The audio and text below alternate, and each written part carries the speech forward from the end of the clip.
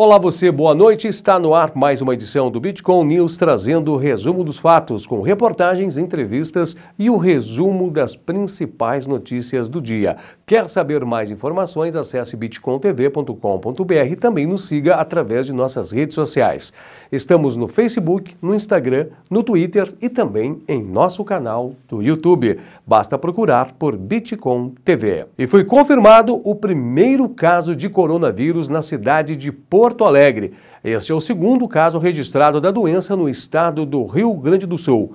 Segundo o último boletim da Secretaria Estadual de Saúde do Rio Grande do Sul, nós temos 69 pacientes suspeitos de portarem o vírus aqui dentro do estado. E dando sequência ao assunto do coronavírus, nós também estamos trazendo a sequência da série sobre o coronavírus, que traz depoimentos de brasileiros que moram no exterior e relatam informações sobre a doença. Hoje a participação especial é de Joel Corneli, que mora na Jordânia. Alô amigos da Bitcoin TV, meu nome é Joel Corneli, eu sou técnico de futebol e atualmente estou trabalhando aqui em Amman, na Jordânia. Eu estou aqui para falar um pouco sobre a questão do coronavírus no país. Bom, para vocês terem uma ideia, a Jordânia é um país de 10 milhões de habitantes e atualmente 4 milhões vivem aqui em Amman, na capital.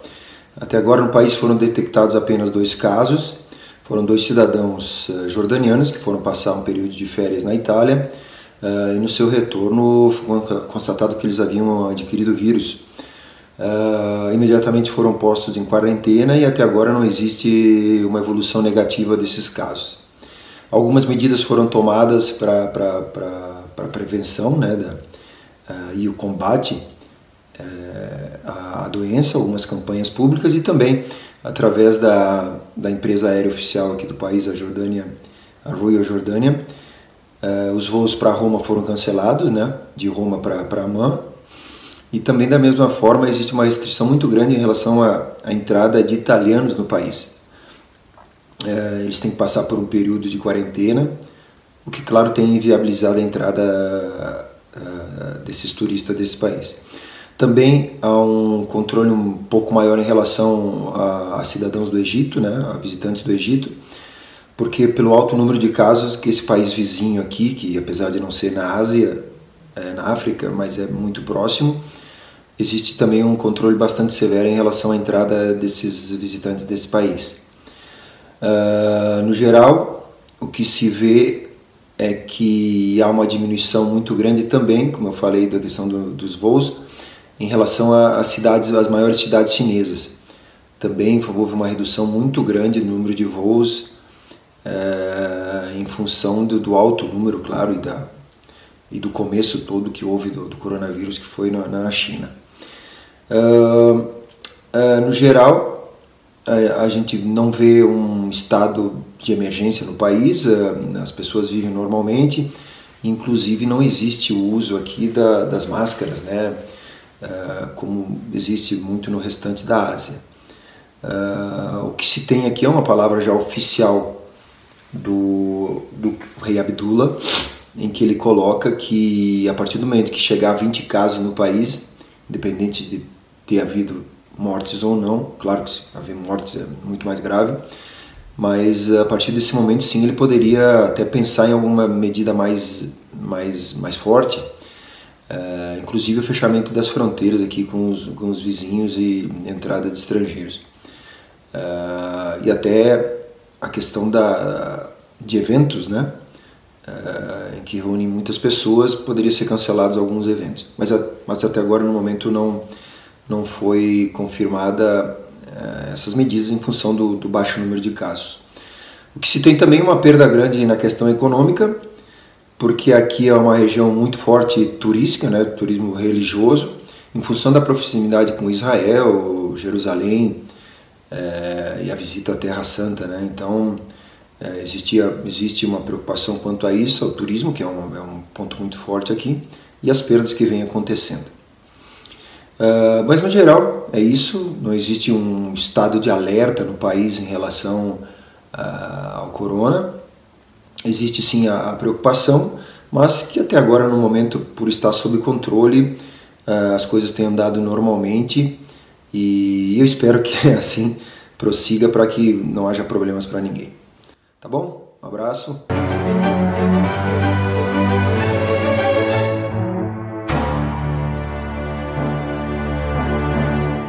E uma nova interpretação jurídica traz mudanças aos planos de saúde, que agora terão de cobrir os exames para avaliar a infecção do novo coronavírus, o Covid-19.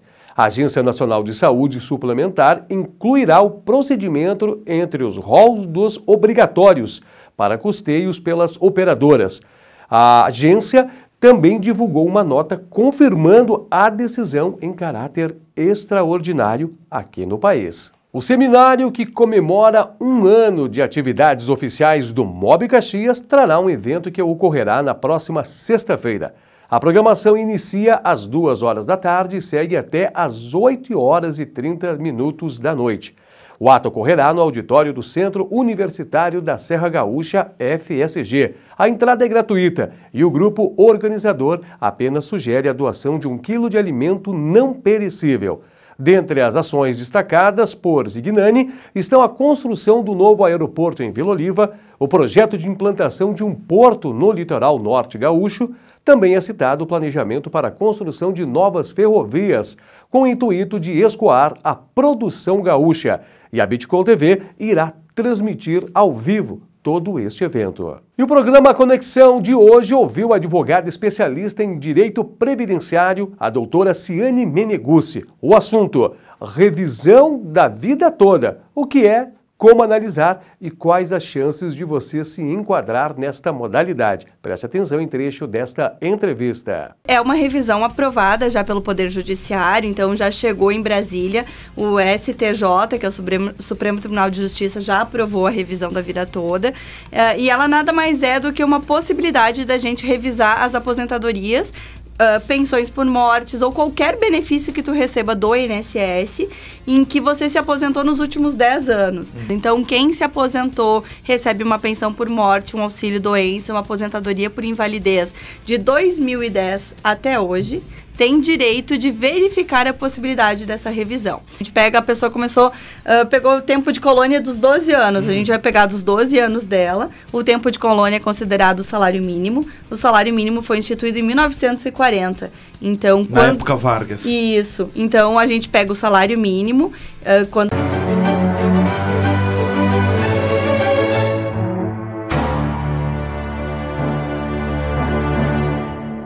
E agora nós vamos para o nosso momento de finanças. Vamos acompanhar ele, o nosso coach financeiro, Natanael Buogo. É com você.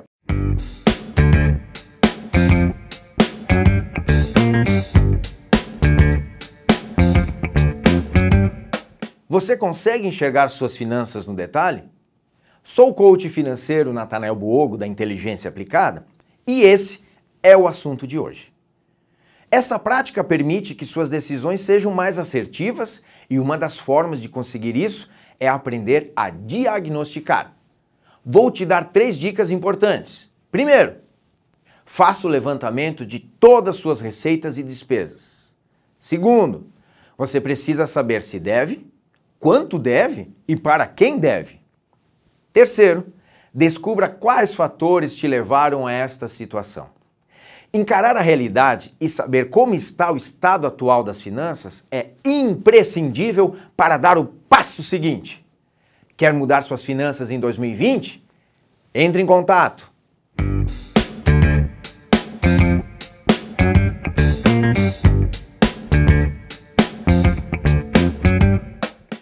E o jogador Tilica registra boletim de ocorrência pelo ato de racismo sofrido. Também reportagem dele, Ivan Sgaraboto. O atleta do Caxias Tilica registrou um boletim de ocorrência na tarde desta terça-feira, referente aos comentários racistas ocorridos na noite da última segunda-feira em Ijuí, no estádio 19 de outubro.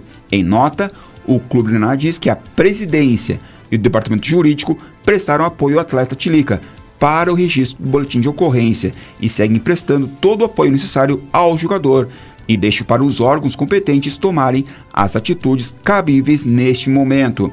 Ainda conforme o comunicado da Ser Caxias, reitera a mensagem de que o preconceito é inadmissível hoje e sempre. Continuaremos na luta pela igualdade, preconceito aqui não. A Acer Caxias informa que nessa tarde, através da sua presidência e departamento médico jurídico, portanto, prestaram todo o apoio à equipe, ao jogador Tilica. Também a arbitragem registrou nessa terça-feira na súmula, Edinho, essa informação.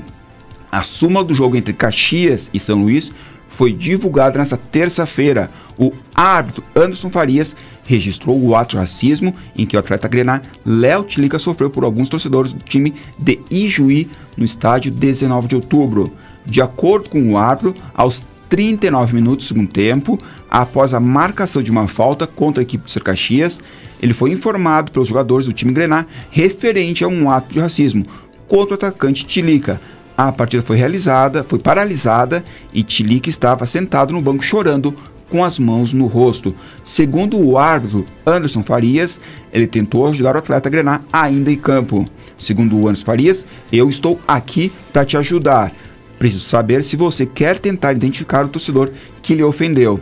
E Tilica aceitou. Porém, o jogador informou que o torcedor que praticou o ato de racismo não estava mais naquele local. A partida, após 4 minutos, foi reiniciada e nesse dia o boletim de ocorrência não foi registrado pela equipe grená, mas na tarde dessa terça-feira teve o BO registrado pelo atleta Tilica do Caxias.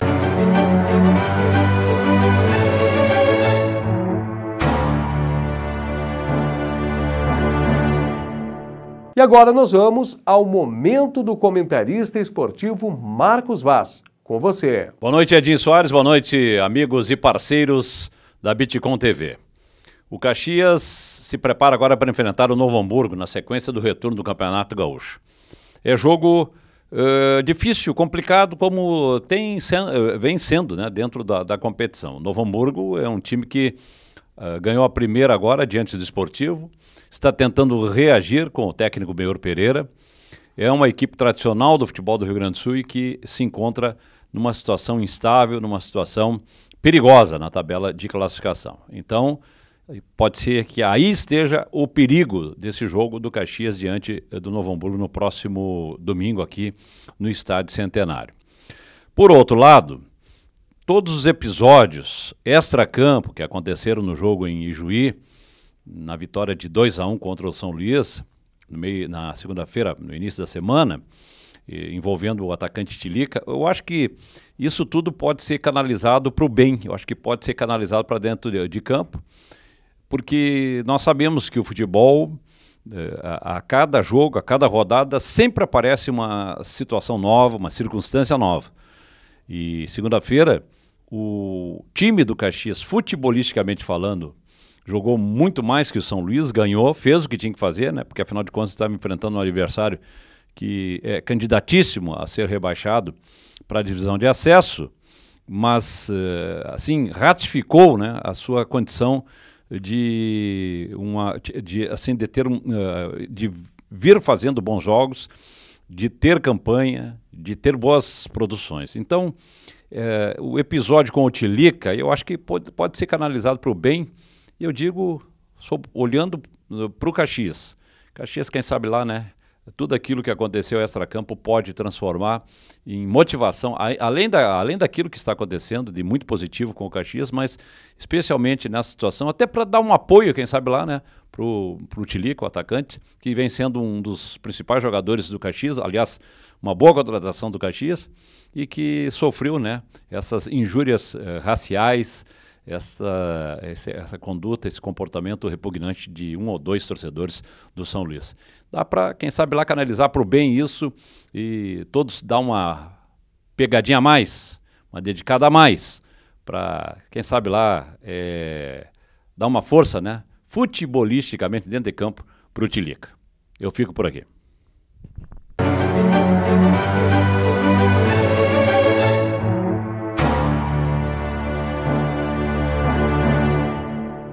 E o Bitcom News encerra por aqui, mas você pode seguir ampliando as suas informações em bitcom.com.br e também nos assistindo, conferindo toda a movimentação das nossas páginas através das redes sociais. Estamos no Facebook, no Instagram, no Twitter e também em nosso canal do YouTube.